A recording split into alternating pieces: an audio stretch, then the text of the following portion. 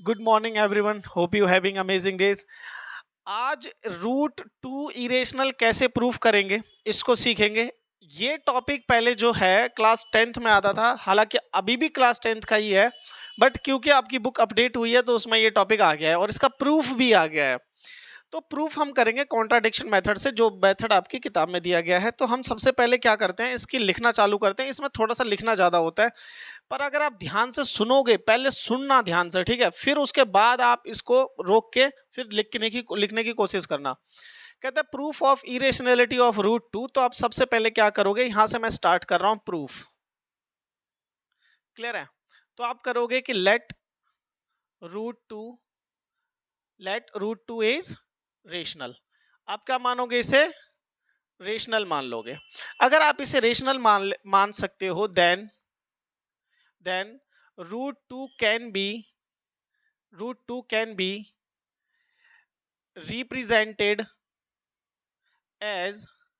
Represented अगर ये rational है तो root two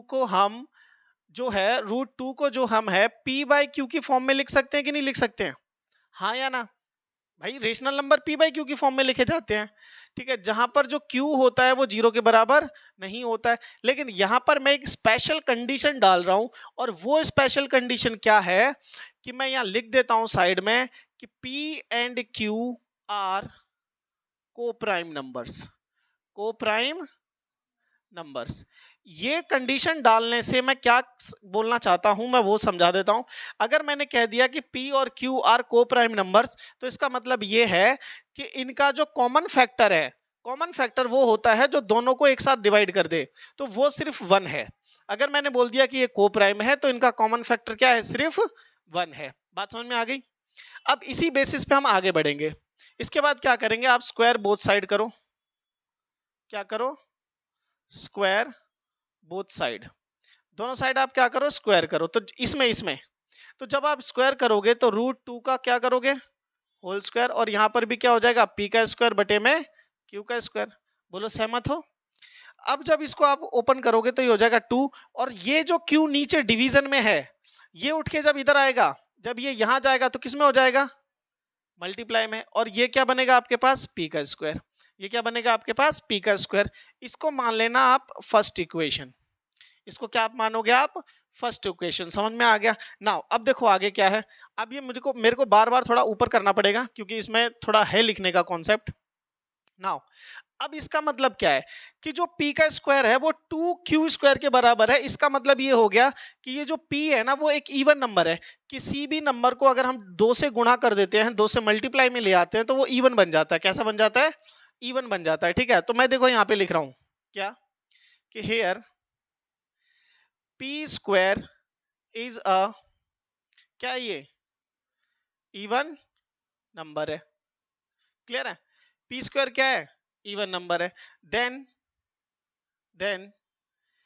p is also even. कि अगर p स्क्वायर आपका इवन नंबर है तो p भी इवन नंबर ही होगा। क्यों? क्योंकि एक रिजल्ट है, वो रिजल्ट क्या कहता है उसे मैं यहां लिख रहा हूं कि स्क्वायर ऑफ इवन नंबर, क्या लिखा मैंने result, square of even number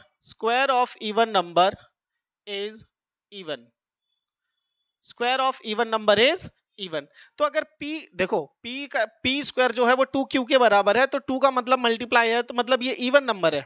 कैसा नंबर है? इवन नंबर है। तो इवन नंबर है तो p स्क्वायर अगर इवन नंबर है तो p भी क्या होगा, इवन नंबर होगा। इसका क्या मतलब हुआ, इंप्लाइज दैट, हम p को क्या लिख सकते हैं, इंप्लाइज दैट, इसका क्या मतलब हुआ कि जो p है वो हमारा किसी ना किसी 2k के बराबर होगा। मतलब अगर ये इवन नंबर है तो 2 से तो गुणा हो ही सकता है। समझ में आ रहा है? और 2 से गुना हो सकता है तो किसी न किसी नंबर k पे करेगा कट। अब आपको क्या करना है, ये जो 2k है ये उठा के फर्स्ट में रखना है p की जगह पे। तो नाउ अब आप क्या कर सकते हो, put p equals to 2k in equation first. किस में रखना है बेटा, फर्स्ट में रखना है। बात समझ में आ गई भैया? इवन, मैं फिर से बोल रहा हूं, इवन नंबर की प्रॉपर्टी ये होती है कि वो 2 से क्या हो रहा होता है, मल्टीप्लाई के फैक्टर में लिखा जा सकता है। ठीक है, इवन नंबर की ये पहचान होती है कि आप 2 इंटू उसे कुछ समथिंग कुछ लिख सकते हो। बात समझ में आ रही है मेरी? जैसे मैंने बोला 20, फॉर एग्जांपल मैं समझा रहा हूं जस्ट, मैंने लिखा 20 तो मैं इसे लिख सकता हूं 2 इंटू में 10। मैंने लिखा 26 तो मैं इसे लिख सकता हूं 2 इंटू में 13। तो 2 जरूर होता है इवन नंबर में। मेरी बात समझ में आ रही है या नहीं आ रही है, बताओ पहले। क्लियर है? यही है यहाँ पे जो पॉइंट है मेन, ठीक है। तो 2 क्या है, पी की वैल्यू 2k के बराबर है। इसको उठा के फर्स्ट में रखो तो ये हो जाएगा 2q का स्क्वायर बराबर, अब p की जगह कितना रखा जाएगा, 2k का होल स्क्वायर। बोलो सहमत हो? इतना इतना क्लियर? अब देखो इसे थोड़ा सा ऊपर करते हैं और चीजों को और समझते हैं आगे। अच्छा, यहाँ पे सॉल्व करोगे तो ये 2q का स्क्वायर एज इट इज यहाँ हो जाएगा 4k का स्क्वायर। बोलो होगा कि नहीं होगा? होगा कि नहीं होगा? अब यहाँ से q का स्क्वायर क्या आ जाएगा, q का स्क्वायर आ जाएगा 4k स्क्वायर डिवाइडेड बाय 2। 2 से ये एलिमिनेट होगा 2 पर, तो q का स्क्वायर आपका कितना आ जाएगा, 2k का स्क्वायर। अगेन यहाँ पर q किसके बराबर आ गया, 2k स्क्वायर। k कुछ भी हो इससे कोई फर्क नहीं पड़ता, लेकिन ये साथ में क्यों कौन आ गया, 2। 2 आते ही q कितने के बराबर हो गया, इवन के बराबर। समझ में आ रही है मेरी बात? q स्क्वायर जो है वो क्या बन गया, एक इवन बन गया। q स्क्वायर क्या बन गया, इवन बन गया। तो आप लिखोगे हेयर अगेन, या फिर here q square is a even number then q is also even number. मेरी बात समझ में आ रही है कि अगर वहां से हमें पता चला था कि p स्क्वायर जो है वो इवन है तो p भी इवन होगा। यहां से पता चला कि q स्क्वायर अगर इवन है तो q भी इवन होगा। इसका रीजन हम यहां लिख चुके हैं कि square of any number is even then number is also even. मेरी बात समझ में आ गई यहां तक? अब देखो यहां पर हम क्या क्या लिख चुके हैं, यहां तक क्या क्या बात कर चुके हैं, मैं उसको समझाता हूं आपको आगे, ठीक है। कि भैया इससे implies that p and q have 2 as common factor. मेरी बात समझ में आई या नहीं आई? भैया p भी इवन है और q भी इवन है, तो इसका मतलब क्या हो गया कि 2 से ये भी डिवाइड हो जाएगा और 2 से ये भी डिवाइड हो जाएगा। लेकिन हम स्टार्टिंग में क्या बोल के आए हैं कि p और q कैसे हैं, को प्राइम नंबर है।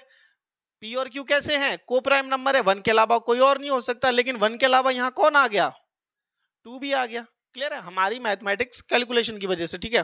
तो p और q have 2 as a common factor, तो हम लिखेंगे दिस contradicts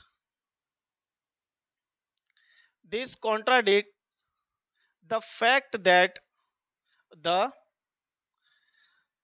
सिंपल से लिखना है, the fact that p and q are co-prime।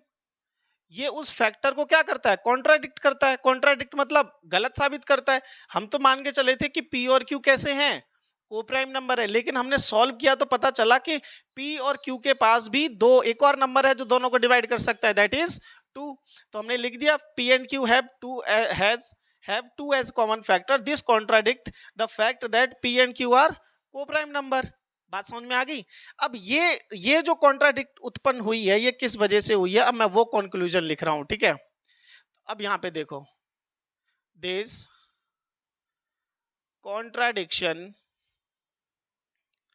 contradiction arise due to our wrong assumption। ठीक है ना, ये कॉन्ट्राडिक्शन किस वजह से हो गई, क्योंकि हमने गलत माना था। और गलत क्या माना था कि √2 कैसा है, रेशनल। This contradiction arise due to our wrong assumption that is √2 is rational. हमने क्या माना था उसे, रेशनल माना था। तो देयरफॉर सिंपल लिख दो, वी कंक्लूड दैट कि ये विवाद ना हो, इसलिए हम क्या बोल रहे हैं, √2 इज इरेशनल। ये छोटा सा आपको 3-4 लाइनें, ये जितनी भी हैं ये थोड़ी आपको लिखनी पड़ेंगी ताकि आप क्या कर पाओ इसे √2 को। और एक बात मैं बता दूं आपको फिर से, ये जो फॉर्मेट है ना जो अभी हमने लिखा है, ठीक है ना, ये √2 का प्रूफ करने वाला, ये फॉर्मेट ही सबके लिए अप्लाई होगा, ठीक है। थोड़ा एक चेंजेस होगा, वो मैं चेंजेस आपको तब बताऊंगा जब मैं √7, √3, √5 ये वाले नंबर्स का जब मैं रूट आपको लिखवाऊंगा कि इनको कैसे इरेशनल प्रूफ करते हैं। तो मैं उम्मीद करता हूं ये सब आपको समझ में आया होगा। ऑनलाइन देखने वाले हमारे बच्चे इसको रोकें और तसल्ली से पहले समझें और फिर लिखें, ठीक है। इसी तरीके से फिर हम आगे बढ़ेंगे और अगला टॉपिक के ऊपर चर्चा करेंगे। तब तक के लिए टिल देन टेक केयर।